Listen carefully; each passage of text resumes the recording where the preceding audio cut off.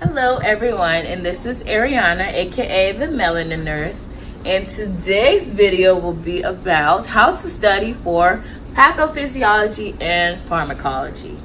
Now, when I took them, they were very hard, I'm not even gonna lie. Now, patho for me was way harder than pharm. Pharm was a little bit easier for me because for pharmacology, it's more like memorization, and for patho, it's all process. Like, how does this happen, and what happens next, and well, why does that happen next, and just a lot of things. And it's all about disease for patho. For pharmacology, it's basically all the medicine that you need to know for those processes. So it's kind of better. I mean, you don't have to really think that deep. You just have to know the medicine and why you give it, and basically the signs and symptoms that you might see. For pharm, concept mapping. If you don't know how to do concept mapping, I would really get into it. Even though when people say concept mapping, you think about all those little boxes and all the things that you are writing. It's really not that terrible. You have to make it your own.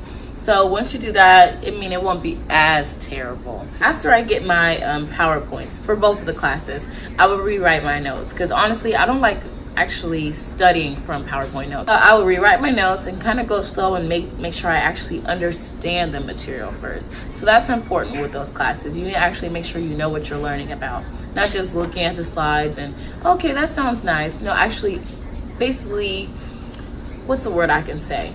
Immersing yourself into the lecture, basically. And when it comes closer to the test, actually maybe like 2 weeks before, I will do my concept mapping to actually buckle down into the work to make sure I know what's going here and what's going there. So I have an example of some of my concept maps for my first pharm test. This is what my concept map looks like for pharmacology. So we're learning about adrenergic drugs, and basically I would do this kind of concept map. So I would start with the adrenergic receptors, and I'll point to the different ones. As we know, we have alpha 1, alpha 2, beta 1, and beta 2. And definitely in my class, she always says, oh, when you think beta 1, think heart. So I will put heart in little quotation marks, and for beta 2, think lung. So I'll put that on here. So basically, I know how everything's mapping out. Then I'll basically put what alpha 1, alpha 2, or beta 1, beta 2 do underneath. So I'll put what that does. I will put the adverse effects in the little lines. Alpha 2 really didn't have any because we didn't talk about alpha too much. But I would also put dopamine in here. And then after I would put what beta 1, beta 2, alpha 1, alpha 2 did, I would put the drugs. So we have epinephrine, dobutamine. For beta 2, we have albuterol, definitely. Epinephrine, terbutaline.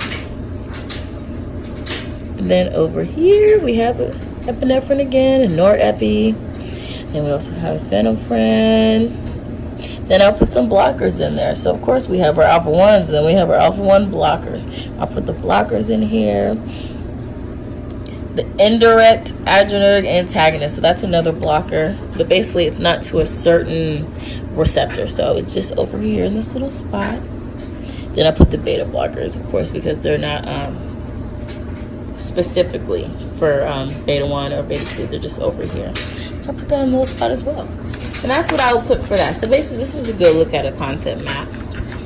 And then I had the cholinergic, because the test was actually about cholinergic and adrenergic drugs. So of course I would do the same thing. They kind of look alike.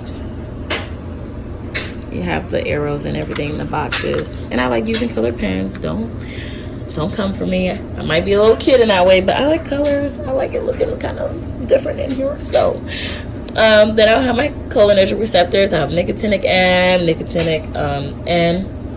And then muscarinic. For muscarinic, of course, you gotta think M3 gotta pee. M2 is the heart. M1. I will put sludge right here, because that's definitely the one thing you have to remember with. Salivate, lacrimate, urinate, diarrhea, GI distress, and emesis. And of course, it's most important to know that cholinergic receptors are mediated by the acetylcholine. So then I'll put a little squiggly to the anticholinergic drugs. Then it's a pretty cool little down arrow I have for the muscarinic drugs. You have ethanol, pilocarpine, which is for the eyeballs, acetylcholine, and muscarine. Then, oh my goodness, no, you have poisoning. So then I'll put poisoning and what things will happen with there, what signs, symptom, blurred vision, diarrhea, bronchospasm. and the antidote, which is atropine. Then we have muscarinic antagonist, and what to do for that. And if you have poisoning, I mean, Jesus, there's poisoning for almost everything on this page. But you're poisoning for muscarinic antagonist, you have Epicac. I've just basically put everything where I can see it. Basically, it all melts together. First, we will go with the basics. What are the receptors? Well, what are the drugs for those receptors? Well, what if you have poisoning to that receptor? Well, what if you have poisoning to that? It just all morphs into each other. So you can always remember. Basically, you start from the top and go bottom, and it helps you with your test for sure. Thank you all for watching my video. So now you guys all know my little secret to how I pass Pharm and Patho. Concept mapping is a must, sis. So please get to it. If you guys have any questions, please put it down in the comment section. I'll see you guys later. Bye.